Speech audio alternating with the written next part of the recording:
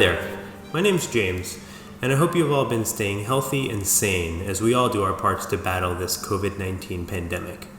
I play the violin, but in addition to music stuff and cultivating my quarantine Bee Gees look, I'm also the assistant director of a research center at the University of Michigan.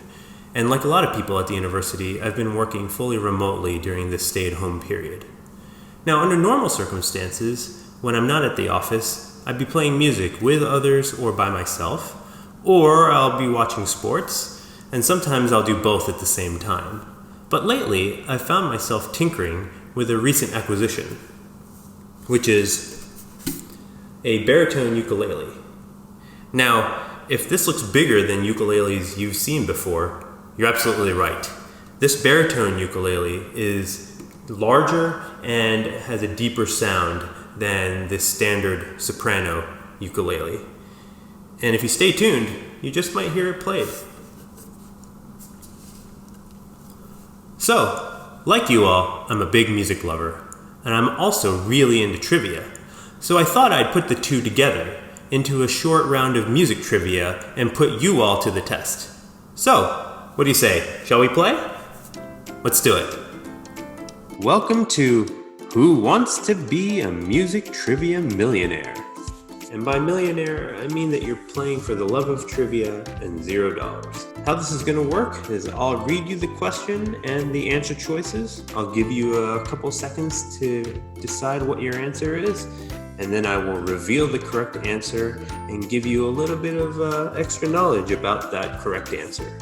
Here we go with question 1. Which composer had a day job as a prominent chemist and physician? A. Alexander Borodin. B. Charles Ives. C. Modest Mussorgsky. D. Arnold Schoenberg. E. Ruth Crawford Seeger. The correct answer is Alexander Borodin.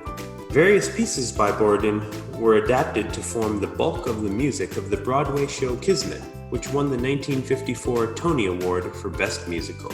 Let's move on to question 2. As of 2020, which film's score is the only one to have been awarded a Pulitzer Prize for music? Is it A.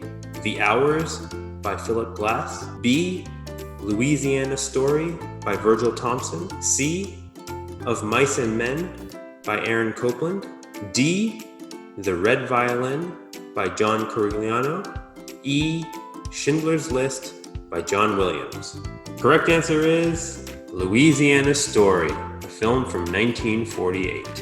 Virgil Thomson's score won the 1949 Pulitzer Prize for Music.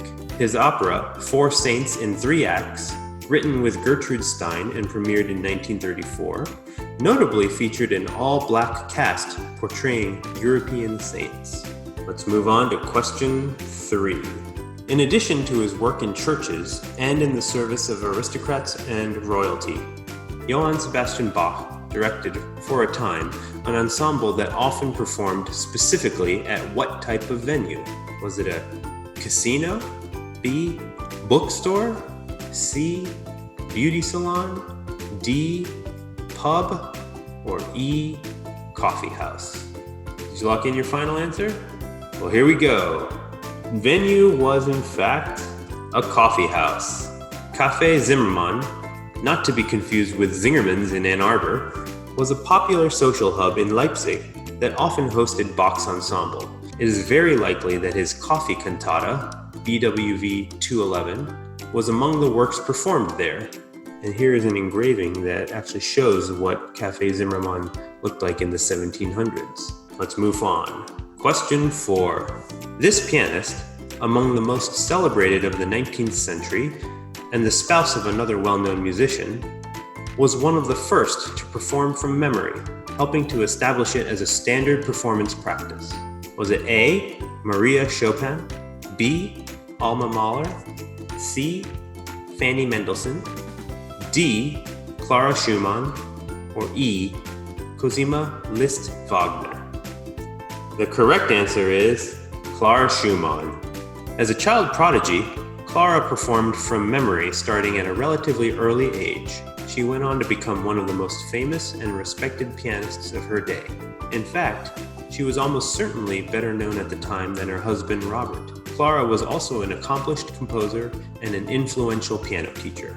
Now we're going to move on to question 5, which is also the final question of this round. What song, in a specific recording, was played on a Sony cassette player on the Apollo 10 and 11 space missions? A. Rocket Man, B. Moon River, C. Lucy in the Sky with Diamonds, D. Space Cowboy, or E. Fly Me to the Moon? The correct answer is Fly Me to the Moon. A 1964 recording of the song was performed by Frank Sinatra and Count Basie and his orchestra, and arranged by Quincy Jones. A tape-recorded copy of this version was played while Apollo 10 orbited the moon, and also during the Apollo 11 mission, just as Buzz Aldrin was about to step on the moon. Thanks for playing. Hope you had fun.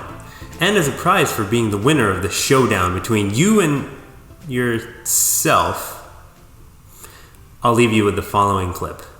Thanks again for spending a little time with me, and stay safe.